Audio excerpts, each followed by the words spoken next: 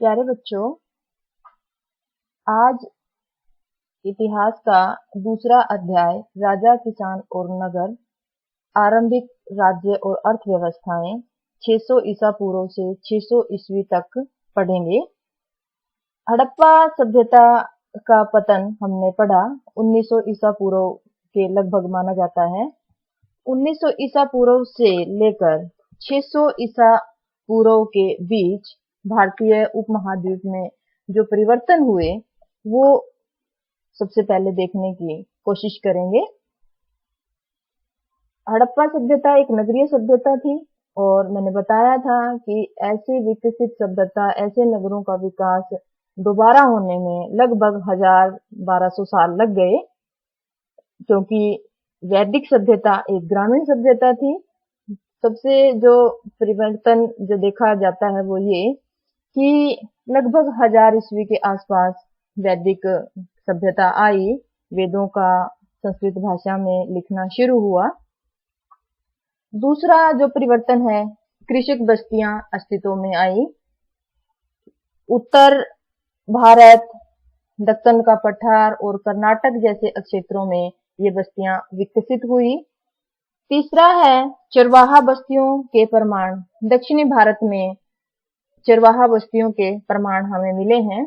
और चौथा जो शवाधान था, जो शवों का अंतिम संस्कार था, अब महापाषाण नाम के ख्यात पत्थरों के ढांचे मिले हैं, जिनमें शवों के साथ विभिन्न प्रकार के लोहे से बने उपकरण और हथियारों को भी दफनाया जाने लगा। 1900 ईसा पूर्व से 600 ईसा पूर्व तक का अध्ययन थोड़े से शब्दों में हमने करने की कोशिश की है। जो मुख्य परिवर्तन थे वो हमने पढ़े। 600 ईसा पूर्व, जैसा कि हमारे चैप्टर का नाम भी है, 600 ईसा पूर्व से 600 ईस्वी तक लगभग 1000 साल का इतिहास इस अध्याय में हम पढ़ेंगे। 600 ईसा पूर्व भारतीय महाद्वीप में एक परिवर्तनकारी चरण माना जाता है। इसके जो मुख्य कारण हैं, 600 ईसा पूर्व को भारतीय इतिहास में महत्वपूर्ण माने जाने के पीछे कई कारण हैं, जिसमें से मुख्य है आरंभिक राज्यों का विकास। इसमें हम महाजनपद पढ़ेंगे। आरंभिक राज्यों का विकास का अर्थ है बच्चों कि राजा, राजतंत्र प्रणाली, उनकी नौकरशाही, उनकी सेना, नगर, सब जिनका विकास 600 ईसा पूर्व के आसपास हमें देखने को मिलता है। महाजनपदों के बारे में पढ़ेंगे। दूसरा है कृषि उपज को संगठित करने के नए तरीके। हमने हड़प्पा सभ्यता में भी पढ़ा था कि खेती और उनकी सिंचाई, उनकी तकनीक, कृत्रिम सिंचाई के साधन हमने पढ़ा था। लेकिन 600 ईसा पूर्व के बाद जो है खेती, गंगा और कावेरी के जो उर्वर क्षेत्र थे उसमें लोहे के फाल के बने हलों से खेती की जाने लगी। उर्वर भूमि की जुताई होने लगी और पैदावार भी बढ़ने लगी। खेती के साथ साथ नए नगरों का भी उदय हुआ, जो मुख्य रूप से महाजनपदों की राजधानियां थी और व्यावसायिक, सांस्कृतिक और राजनीतिक गतिविधियों का केंद्र भी ये नए नगर बनते हैं। नए स्रोतों का अध्ययन, इसमें ग्रंथों, सिक्कों, अभिलेखों और चित्रों के बारे में जो स्रोतों के रूप में हम अध्ययन करेंगे। सबसे पहले महाजनपद। प्रारंभिक राज्य हमने पढ़ा है बच्चों, 600 ईसा पूर्व जो महत्वपूर्ण घटना मानी जाती है भारतीय इतिहास की, सबसे महत्वपूर्ण जो बात है वो है 16 महाजनपद। 16 महाजनपद और उनकी राजधानियां दी हैं, आप इन्हें याद करेंगे।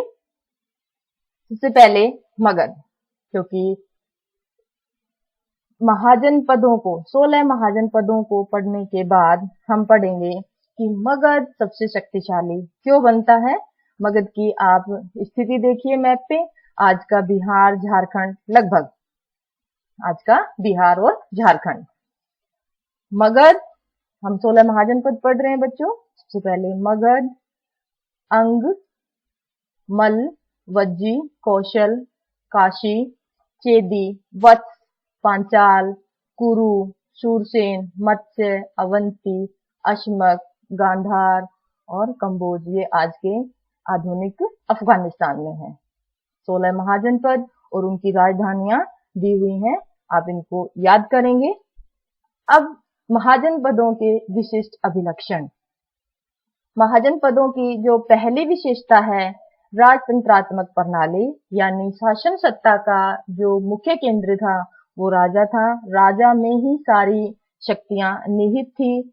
उनके जो शब्द थे वही आदेश होते थे और उनका पालन करना पड़ता था। लेकिन एक महाजनपद जैसे वज्जी में गणतंत्रीय व्यवस्था भी थी बच्चों, जहां पर आर्थिक स्रोतों पर राजा गण के लोगों का नियंत्रण था। राज्य संबंधी जो निर्णय थे वो सामूहिक रूप से लिए जाते थे। गण या संघ के नाम से प्रसिद्ध राज्यों में कई लोगों का समूह शासन करता था और प्रत्येक व्यक्ति राजा कहलाता था। भगवान महावीर और महात्मा बुद्ध इन्हीं गणों से संबंधित थे। राजतंत्रात्मक प्रणाली और गणतंत्रात्मक प्रणाली। प्रत्येक महाजनपद की एक राजधानी होती थी जो प्राय किलेबंद थी, किले से दीवार से घिरी होती थी। ऐसा राजधानी की सुरक्षा की दृष्टि को देखकर बनाया गया होगा। धर्मशास्त्रों में शासक तथा लोगों के लिए नियमों का निर्धारण किया गया। 600 ईसा पूर्व में ब्राह्मणों ने संस्कृत भाषा में ग्रंथों में राजाओं के लिए नियम निर्धारित किए। उनके अनुसार शासक जो है वो क्षत्रिय वर्ण से ही होना चाहिए। शासकों का काम किसानों, व्यापारियों, शिल्पकारों से कर तथा भेंट वसूलना माना जाता था। अपनी जनता की रक्षा करने के लिए शासकों को तत्पर रहना होता था। इसके अलावा संपत्ति जुटाने के लिए एक वैध उपाय पड़ोसी राज्यों पर आक्रमण करके धन इकट्ठा करना भी माना जाता था। राजाओं के कार्य और जनता के लिए अनुशासन संबंधी जो नियम बनाए ब्राह्मण ग्रंथों में या ब्राह्मणों ने अपने धर्मशास्त्रों में, जिनका पालन करना अवश्य होता माना जाता था। राजाओं ने अपने शासन को सुचारू रूप से चलाने के लिए स्थायी सेना और नौकरशाही का भी गठन कर लिया था। हालांकि कुछ शासक अभी भी सहायक सेना पर निर्भर करते थे जो प्राय कृषक वर्ग से नियुक्त किए जाते थे। महाजनपदों की विशेषताओं के बाद हमें पढ़ना है मगध सबसे शक्तिशाली क्यों बनता है। सबसे पहला बच्चों, मगध आधुनिक बिहार में बताया है, जो गंगा नदी के किनारे और उसकी सहायक नदियां की अवस्थिति में बिहार राज्य आज का स्थित है, जो उस समय का मगध राज्य था। तो हमारा पॉइंट है कि 16 महाजनपदों में मगध ही शक्तिशाली क्यों बनता है। मगध के उद्भव के पीछे कौन कौन से कारण थे। सबसे पहला है व्यापारिक सुविधाएं। हमने 600 ईसा पूर्व में आने वाले परिवर्तनों के बारे में पढ़ा।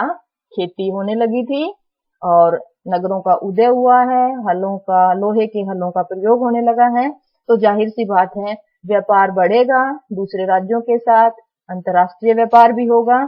और जो सुविधाएं हैं, व्यापारिक सुविधाएं, वो है बच्चों गंगा नदी का मार्ग, जल मार्ग, जिसमें आवागमन सस्ता भी था और सुलभ भी था। सबसे पहला पॉइंट व्यापारिक सुविधाएं। उपजाऊ भूमि, गंगा नदी और उसके सहायक नदियों के किनारे नदियों जो बाढ़ के समय गाद लाकर बहा देती थी, और नदियों के किनारे जो धरती खेती लायक होती है बच्चों, उपजाऊ भूमि थी। अब कृषि और व्यापार जब किसी राज्य के सशक्त होते हैं तो राज्य भी शक्तिशाली बनता है। तीसरा है हाथियों की उपलब्धता। मगध के जंगलों में हाथी बड़ी आसानी से मिल जाते थे, जो सेना का एक महत्वपूर्ण अंग थे। हमने पढ़ा राजाओं ने स्थायी सेना अपनी बना ली थी और सेना में हाथियों का जो है योगदान बड़ा महत्वपूर्ण था। जिसमें मगध के शासकों को ज्यादा मेहनत नहीं करनी पड़ी, क्योंकि जंगलों से हाथी जल आसानी से उपलब्ध हो जाते थे। लो उत्पादन आधुनिक झारखंड के जो खाने हैं वहां से लोहा मगध साम्राज्य लेता था, और लोहे के उपकरण और औजार बनाए जाने लगे, हथियार बनाए जाने लगे, जिससे खेती के कार्यों में भी तरक्की हुई, उन्नति हुई, और सेनाओं में भी इसका इस्तेमाल किया जाने लगा, और अपने राज्य की सुरक्षा करने के लिए और पड़ोसी राज्यों पर आक्रमण करने के लिए मगध अब धीरे धीरे शक्तिशाली बन रहा था। शासकों की नीतियां। जैन ग्रंथों और बौद्ध ग्रंथों में ये लिखा गया है कि अजातशत्रु, बिंबिसार और महापद्म नंद जैसे शासक महत्वाकांक्षी थे, और इनकी नीतियों को लागू करने के लिए इनका मंत्री परिषद या यूं कहिए नौकरशाही ने बड़ी भूमिका अदा की। मगध के शक्तिशाली बनने के कई कारण हमने पढ़े, इन्हें आप ध्यान से फिर से सुनिए और समझने की कोशिश कीजिए।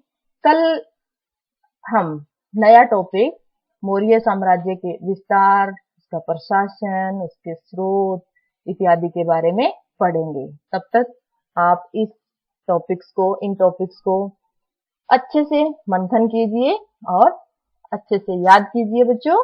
धन्यवाद।